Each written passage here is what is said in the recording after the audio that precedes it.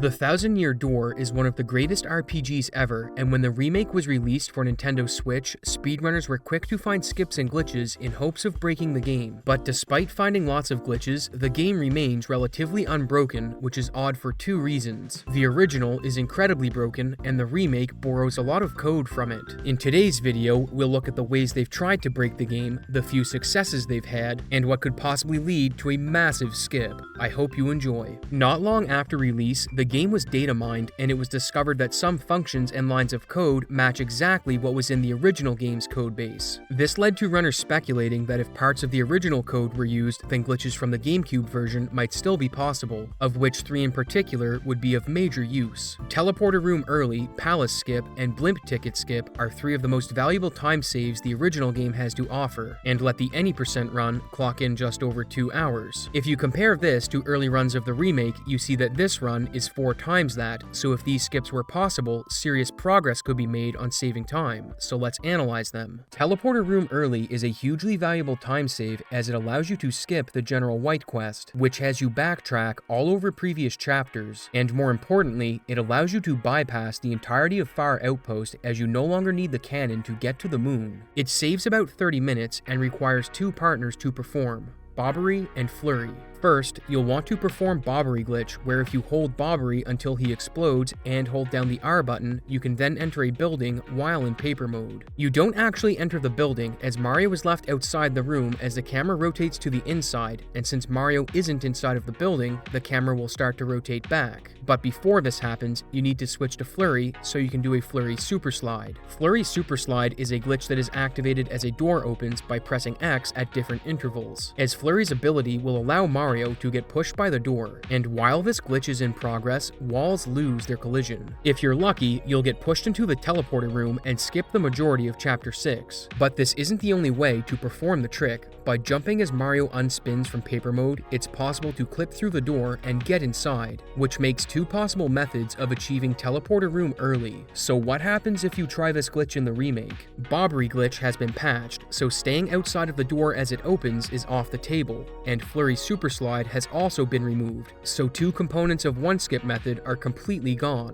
As for the unspin jump method, that also no longer works, and while certainly a deterrent, this hasn't stopped players from finding potential new ways to get into the teleporter room, with one of the first coming from Eppe when she was able to clip through the floor panel to the room below. This didn't get her inside of the teleporter room, however, and when she entered the loading zone of the room below, the game crashed, so for now, this method wouldn't be useful. Another player named Sirius was able to clip into the ground outside of the teleporter room, and while this allowed him to get under the floor, it didn't have a way into the room itself. Wondering what happened if you could get inside of the teleporter room, a few players made use of a moon jump code, and what they found were restrictions put into place by the developers that some people believe were meant to specifically prohibit the teleporter room early skip. Obviously, the door is locked from the outside to stop you from entering early and skipping content, but it goes even further, because the door is locked from the inside as well. Why they did this nobody knows, as the only thing it does is soft lock you, but it's not the only thing they did. The button to activate the teleporter is also turned off and you can't interact with it, so not only are you stuck inside the room, you can't even use the teleporter. This seemed like a dead end, but speedrunners had one more thing up their sleeve, and that was this video's sponsor, HelloFresh. Get over the meal planning blues and jump into HelloFresh's biggest menu yet, with over 50 recipes and even more items that support your lifestyle.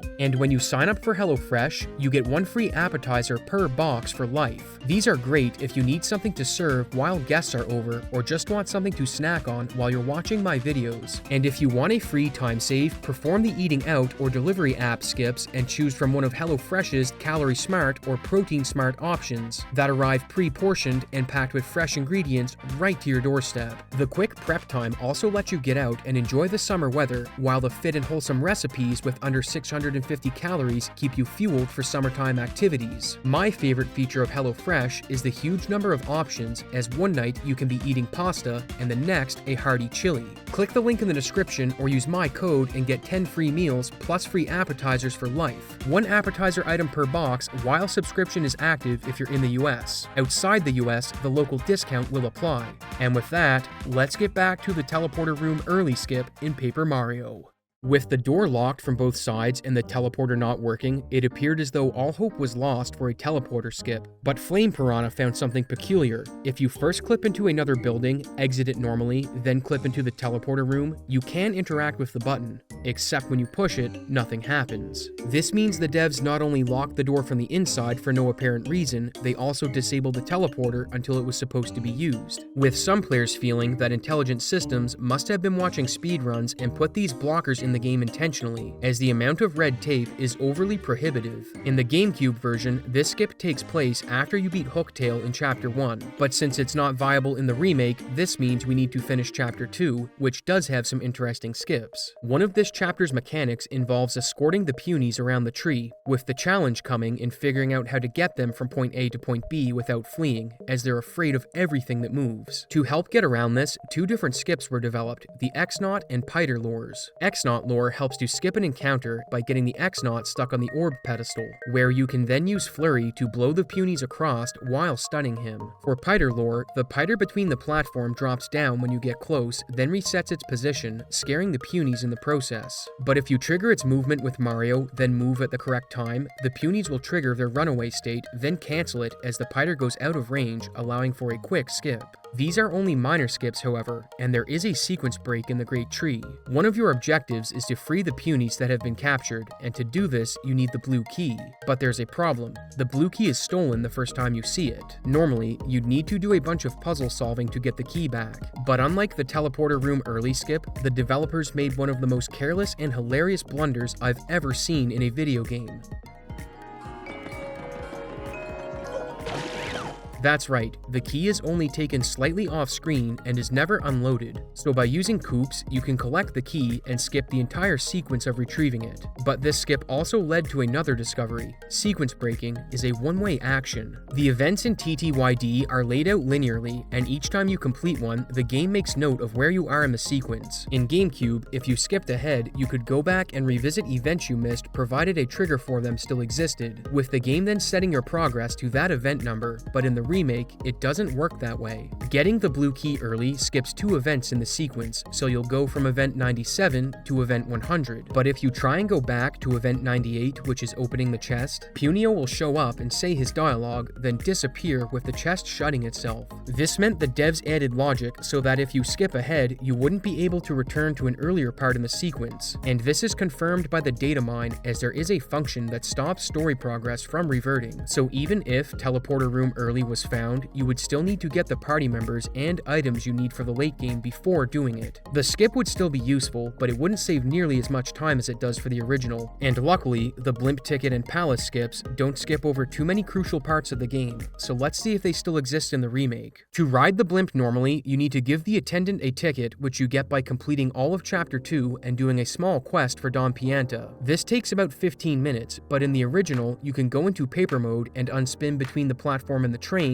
to make it out of bounds on the tracks. This doesn't get you to the Blimp pipe, however. For this, we need to use a glitch called jump storage, since it's surrounded by high invisible walls. Jump storage requires two things, Koops and Mario receiving an email. By shooting Koops next to the trigger for an email, you can use Koops again as you walk into the trigger. This gets Mario into a state known as jump storage, where you can hold the jump button for massive height. So, what happens if you try this in the remake? Unfortunately, this method of jump storage was patched out, but other jump storage glitches have been found, so let's have a look. One where you jump and use the plane panel at the same time, which has Mario jump when the paper plane state ends, and another where you dismount Yoshi as you end a hover, with the same stored jump taking place. The third requires a floor panel where after activating it, you jump while it's in the air. The only problem is, none of these jump storages are applicable, as there isn't a plane platform or floor panel near the Blimp pipe, and Yoshi's off the list as he hasn't been added to the party yet. But there was another storage glitch found, and that's spring storage. Runner Alwo was mashing X and L while jumping on a spring and found that when he got off the spring, he had a spring jump stored. After some investigation, it was discovered that all you needed to do was hammer while on top of a spring, and the next jump you did would be a full spring jump. This was sure to get over the invisible walls around the Blimp pipe, but unfortunately, when you go through a loading zone, the spring jump state is reset. fight. And since there isn't a spring in the Blimp area, the Blimp ticket skip remains a pipe dream. But what happens if you get past the invisible walls? Did the developers put in roadblocks like they did with the teleporter room? Surprisingly, they didn't do anything to prohibit the skip. If you get to the pipe, you can ride the Blimp, and when you want to ride it back, Mario will produce a ticket out of thin air. This means the only thing stopping Blimp ticket skip is a way to get over the wall. And before we see if Palace skip made it into the remake, some other skips have been found that we need to look at. One skip that did make it through the remake is the Goomba Trio skip. In Rogueport sewers, you're supposed to fight the Goomba Trio before you can access this pipe, as there's a trigger in the middle of the room that starts the battle. In the GameCube version, there were a few ways to skip this fight which were patched in the remake, but the devs didn't catch every method. By jumping at the right time between the moving platform and the wall, Mario will be moved up with enough height to land on the platform, making Goomba Trio skip one of the few that exists in both games. Which brings us to the Shadow Palace, and before we get to the skip that, well, skips it, there are other discoveries worth looking at in this level. In the Palace of Shadow, there are bombshell bill blasters at the end of this hall. To progress, you're supposed to fight them, then go down the stairs. But by jumping on the bombshell bills, then doing a ground pound, you can skip the encounter by hopping over the fence. Another skip in the Palace of Shadow is for the cutscene at the top of the stairs. Normally, you'll enter a cutscene trigger after the final step, but if you touch the edge of the step, then jump over the rail, you avoid the cutscene altogether, saving about 45 seconds. Not long after this skip, you'll encounter the Siren Sisters and Dupless as you head to the Shadow Queen's lair, but the fight can be skipped with some tight platforming. The trigger for the encounter is directly after the small ramp, and with a well-timed jump over the railing, you can avoid the trigger, skipping the fight entirely. This brings us to the final major skip in the original game, Palace Skip. Below a room in the Shadow Palace, there's a loading zone that isn't accessible until the Riddle Tower is completed, but if you manage to reach it early, you'll skip the entire Shadow Palace. Performing this skip is a bit complicated as it involves a glitch called text storage that keeps a text box on screen which freezes enemies and NPCs, making them unable to be interacted with. But by quickly closing and reactivating text storage, you can get into a fight, with the second text box persisting into the battle. The reason text storage is important is because upon exiting the encounter, you can cancel the text box, which lets you buffer other actions like getting into a Yoshi hover. And while text storage is active, the game thinks the Yoshi hover is at Yoshi's Y coordinate instead of Mario's. So by pushing Yoshi through the wall, we can teleport to him to get below the floor and to the loading zone. When the remake released, one of the first things players speculated about was if the loading zone was still going to be present, but when they tried Goombella text storage, the glitch had been patched, leaving Palace Skip without a method of execution. This didn't stop runners from looking at what happened if you did clip out of bounds, and to their surprise, when a moon jump cheat was used to get over the walls, the load zone was present and the skip worked. This means that if a way to clip under the floor is found, Palace Skip will be real, and fortunately for runners, there is a new text storage method. By stunning Mouse, you can put some distance between her and Mario, and if you activate her partner ability, you'll get text storage. However, while this method did have some interesting applications, it didn't allow for an out-of-bounds clip to happen, so with no current method of getting through the floor, Palace Skip is another pipe dream. In terms of major skips, this leaves one that appears to be completely impossible, and two that are possible, but with no known methods of executing them. You shouldn't despair, however, as the original skips took years to find viable setups for, and if speedrunning history has taught us anything, it's that the impossible is regularly made possible. Thanks for watching, and I hope to see you in the next exciting episode of Abyssoft Z.